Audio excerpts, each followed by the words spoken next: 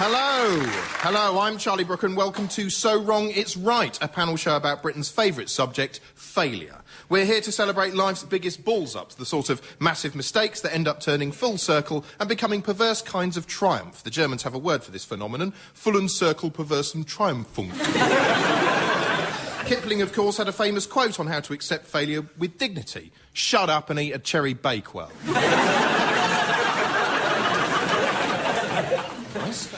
With me tonight to snatch defeat from the jaws of failure are my guests, the dismal Rufus Hound, the deplorable Victoria Corran, and BAFTA-winning David Mitchell.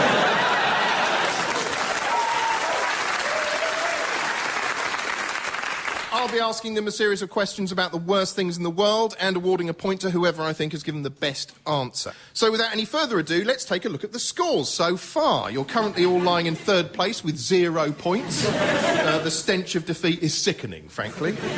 It's a little disappointing, but there's still everything to play for as we go into round one. Which is called Wrong Time, Wrong Place, in which I'll be asking my guests to delve into their own calamitous pasts to come up with the worst thing that's happened to them in a certain situation.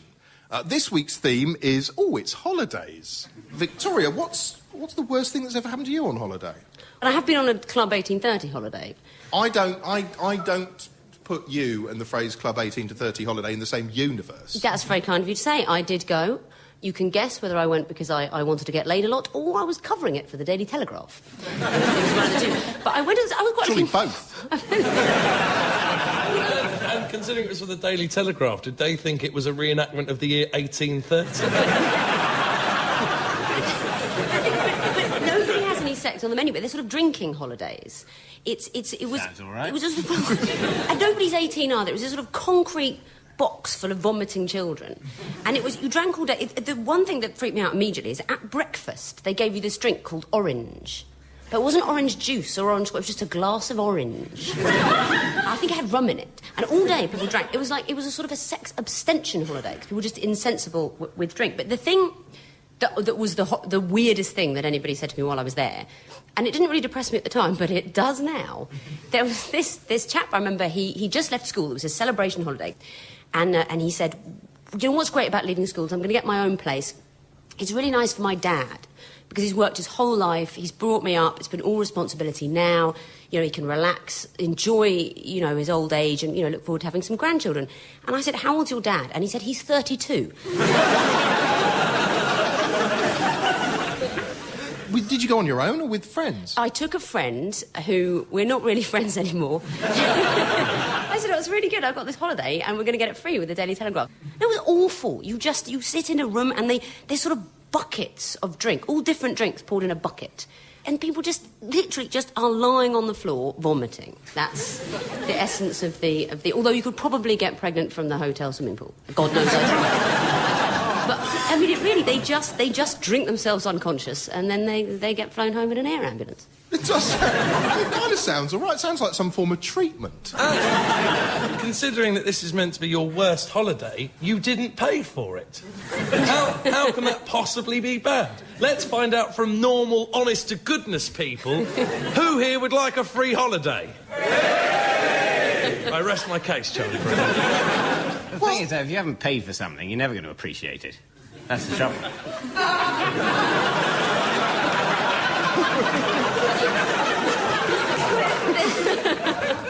That raises a lot of questions.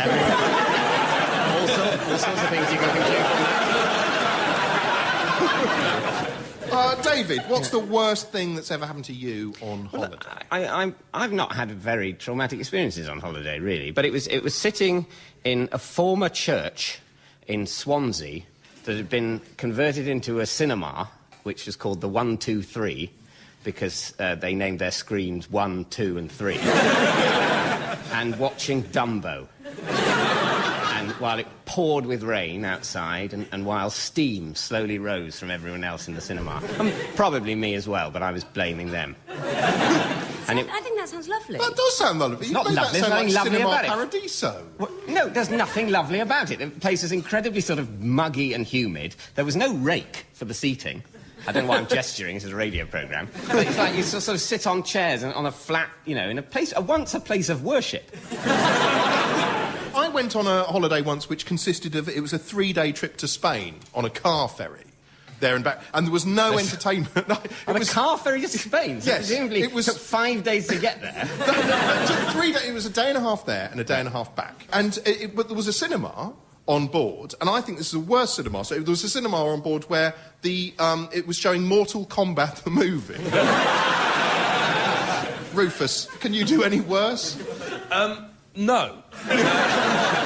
The only thing I had by way of competition was...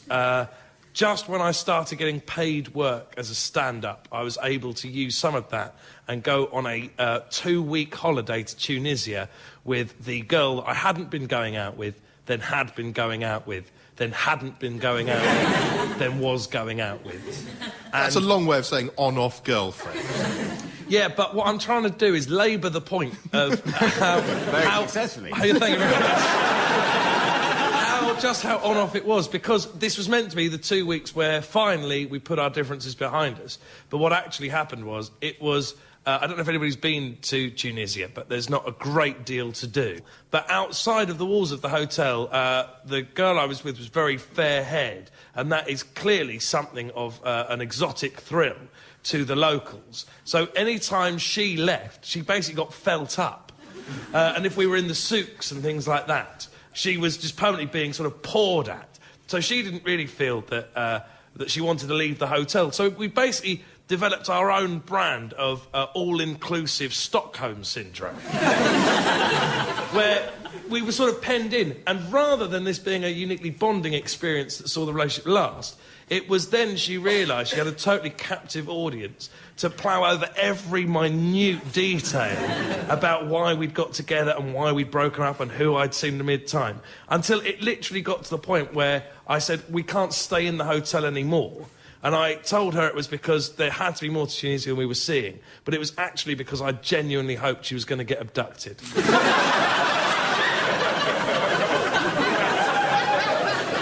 That's horrible. But that, Charlie Brooker, is how bad that holiday was. And at no point did my grandparents offer me a Werther's original or somebody else pay for it. I think you were... I mean, what I want to know is... who had you been seeing during the time apart? Because, I mean, if you actually took the relationship seriously and cared about her and wanted a future, you would have just waited, wouldn't you? You'd have sat and waited for her. Were you... I mean, if you were out every night, asking people on dates, seeing other people, you know that you didn't care, you didn't mean anything. You put yourself in a position where she's asking you these reasonable questions. And this... Is this taking you back? This, ultimately, Charlie, is why all of my friends are men. Well, I'd say that all things considered, I'd say I'm going to award a point to David because misery is relative. Let's not forget that. Well, we'll move on now to round 2, if we may, which is called Do Your Worst. It's a test of my guest's capacity for creative wrongdoing. This week, I'll be asking my guests to pitch me an idea for the most terrible reality TV show. I don't mean bad in that it wouldn't work, because none of them do, but bad in that human society would have to degenerate by about 80% in order for it to be considered vaguely acceptable. My favourite terrible idea wins a point and a 32-part series on ITV4. Rufus, what's your pitch? What I found with these shows, broadly speaking, is that you start from the title and work backwards. The title itself has to be enough to draw us in, which is why you get things like Dog Borstal. I've tried to come up with the title and work my way backwards. So my suggestion is Blaze of Granny. There was a show not that long ago that dealt sensitively with the issue of euthanasia, but I believe that the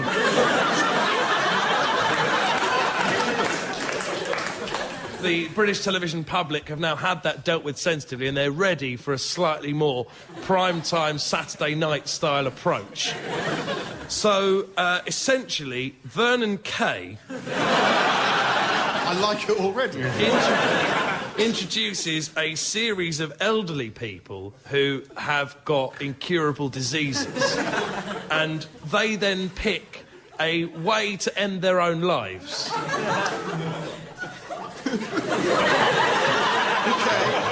The old... it was Blaze of Granny that they all had to die by fire. That's where you'd be wrong, David. I'm disappointed. I don't want to see them injected. I want to see them burnt. Oh, no. This is where the next format point really comes into its own. Because the most spectacular ending of one's own life of the night wins the £10,000 on offer. So I'm imagining... £10,000 for who? The families. Oh, I see. So it's got a feel-good end? Oh, yeah.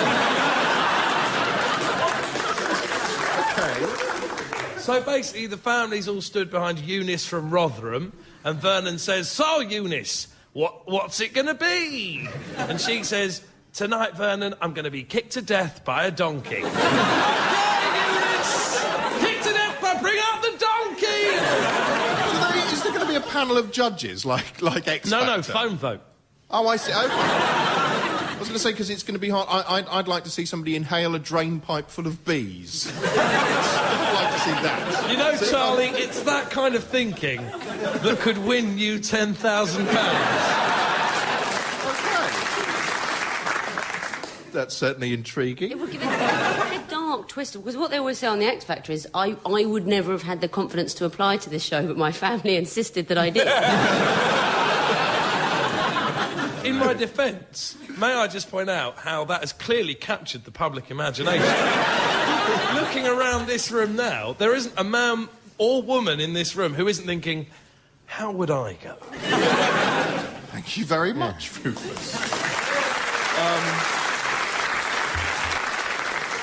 Victoria, do you believe you could top that? Well, it's sort of yes and no, because the thing is, in a way, the fact that it captures the public imagination, it's really quite a good idea for a reality show. I reckon anything can capture the public's imagination. I reckon the public's imagination's stupid, if you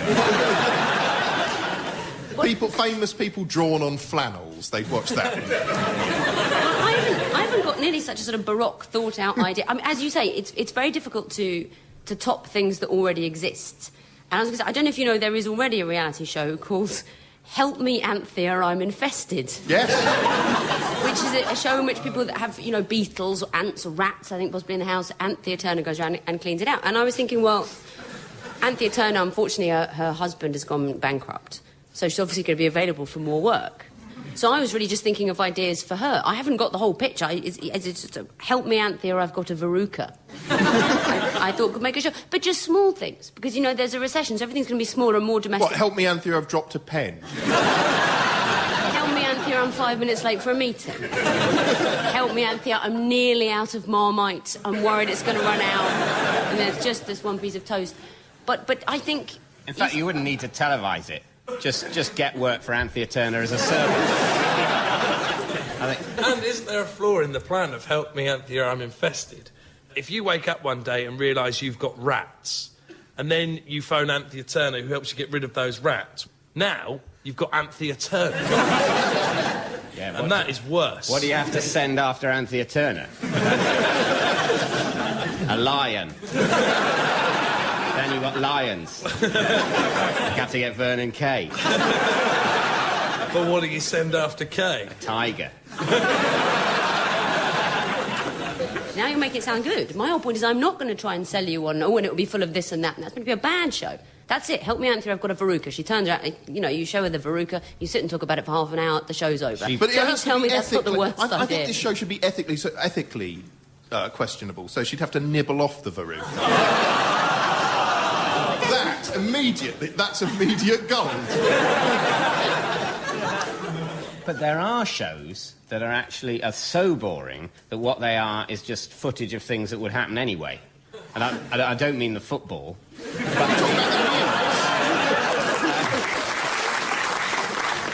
But no, I mean, what I'm specifically thinking of is the programme Homes Under the Hammer.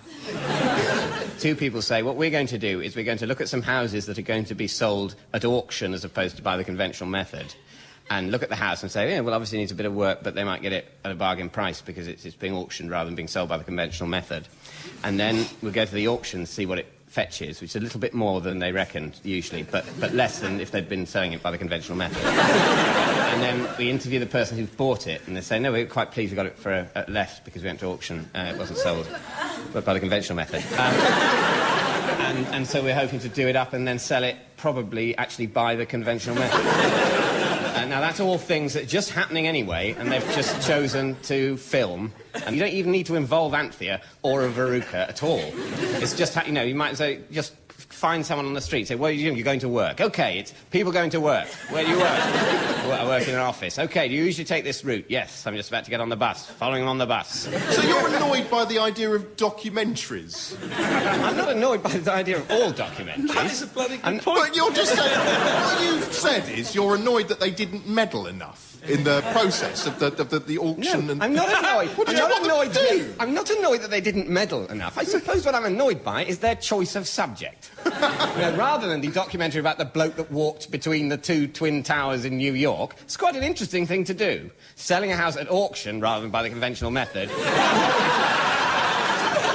they have to put this on every day. If they had a daredevil... No, they don't. Well, come on then, smarty pants. What's your idea for a reality show? Yeah, it's always a worrying cue, that. Come on then, smarty pants. Rudeness isn't good. You wouldn't call me smarty pants in real life. Yeah, on a rate, you'd be very nice. Hello, David, thanks for coming and doing the show. Let's have a cup of tea. He was all sweetness and light down in the dressing room, but now, under the power of the media, it's all smarty pants. See what we're doing? We're all making it worse.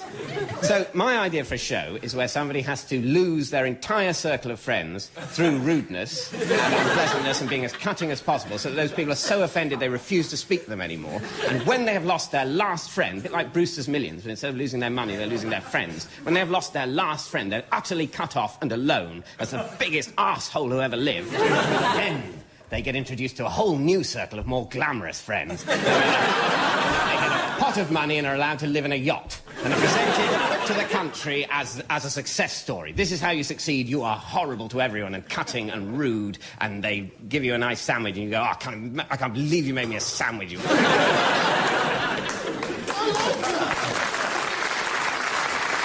That is simple and completely horrible. Thank you. I've got an idea for a show called Heaven is a Place on Earth, where you find people who are undergoing operations and you wait until they come round and then you convince them they died on the operating table, and you've got them met by John Lennon and Albert Einstein, you know, people in masks, and you see how long you can maintain the pretense. But I would say that for raw, visceral appeal, I'd say Rufus's Blaze of Granny deserves a point.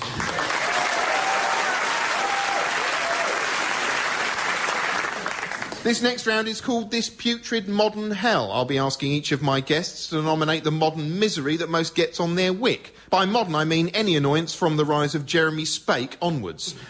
He's very much the 9/11 of modern irritants. The world has never been the same since. That's my benchmark.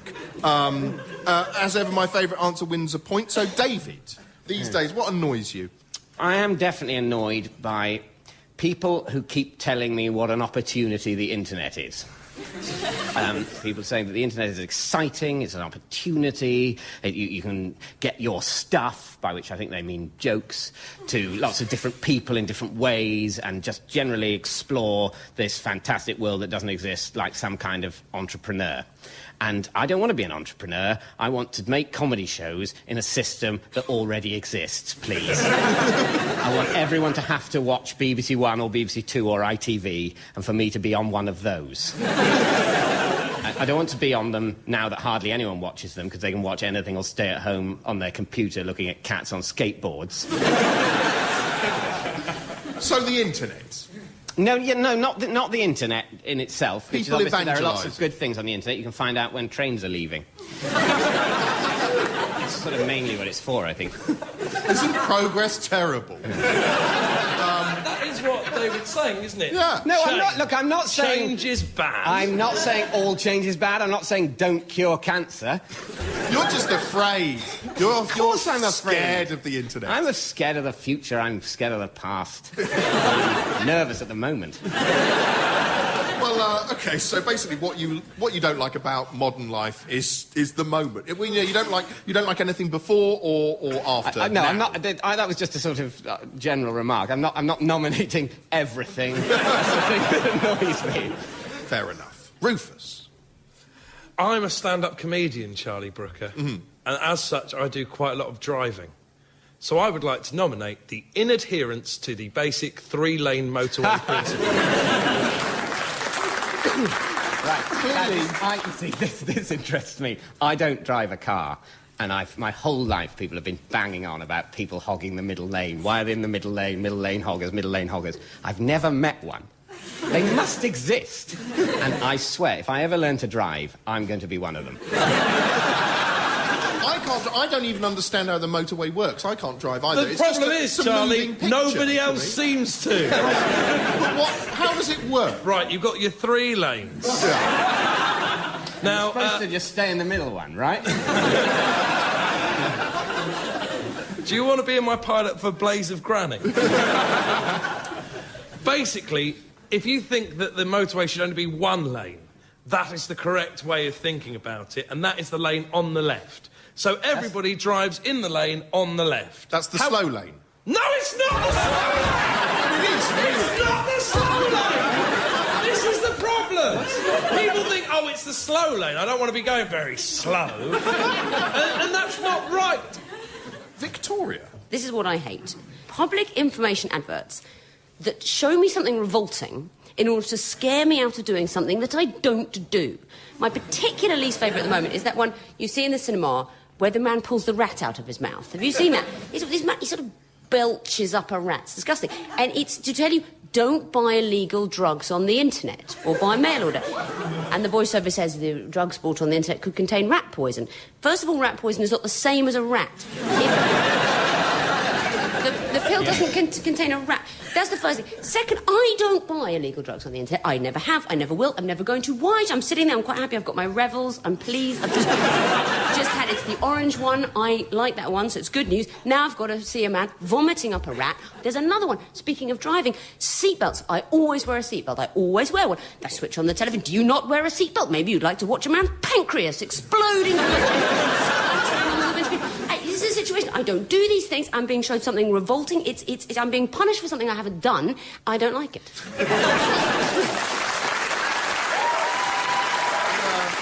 I don't know if they still show. I don't like the one where the little girl is under the tree and she bends herself back into life and then and slides along her back into the middle of the road and complains that if you'd hit her at 30 she'd survive, if you hit her at 40 she would die. So why doesn't she just run away at 10 miles an hour when she sees the car? The stupid cow. Instead of lying around and moaning. OK, well, so, as someone who hates pretty much everything, this round is a difficult decision, but I'm going to have to go with, I think, Victoria. I think Victoria...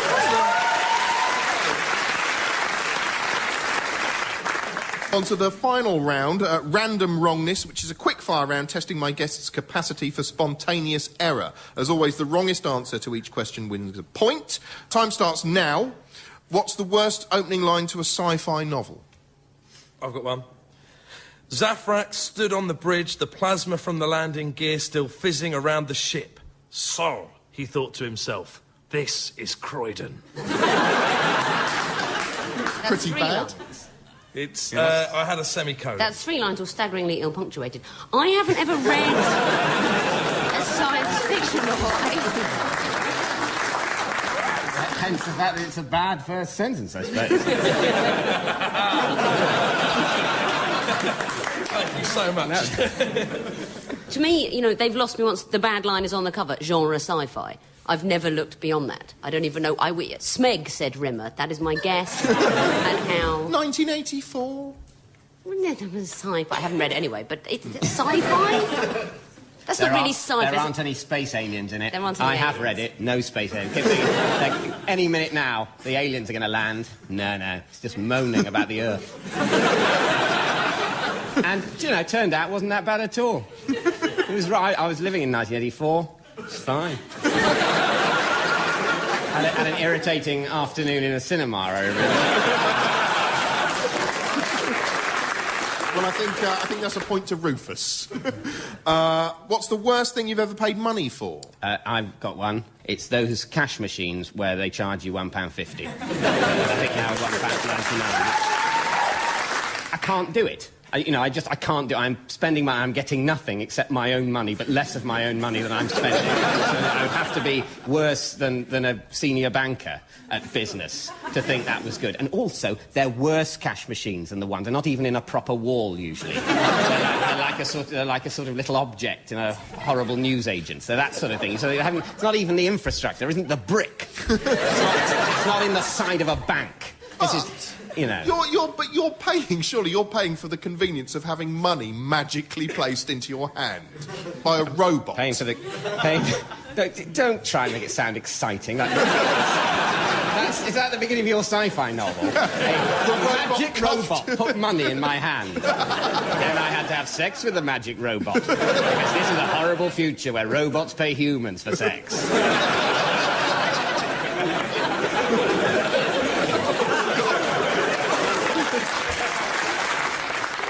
I would say I'm going to give a point to David because paying money for your own money is pretty poor.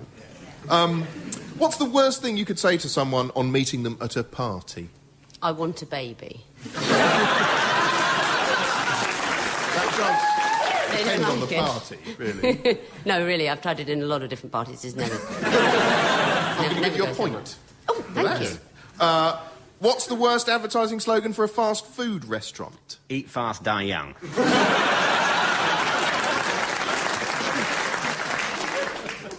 Not bad. I was just... it's all right, this year's mouse has already been found. Come for the food, stay for the warmth.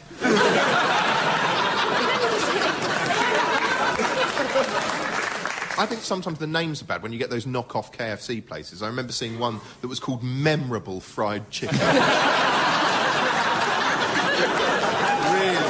Didn't instill confidence. My God, you couldn't believe that, though. I'm going to give a point to David for come for the food, stay for the warmth. That noise means we've reached the end of the round and indeed the game. Having clocked up the most points, this week's highest scoring contestant is David. Well done, David. You've won nothing.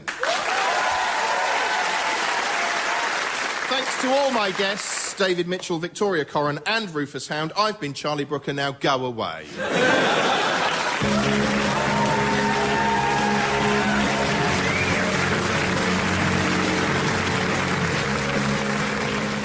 So Wrong It's Right was produced by Aled Evans and it was a Zeppotron production for BBC Radio 4.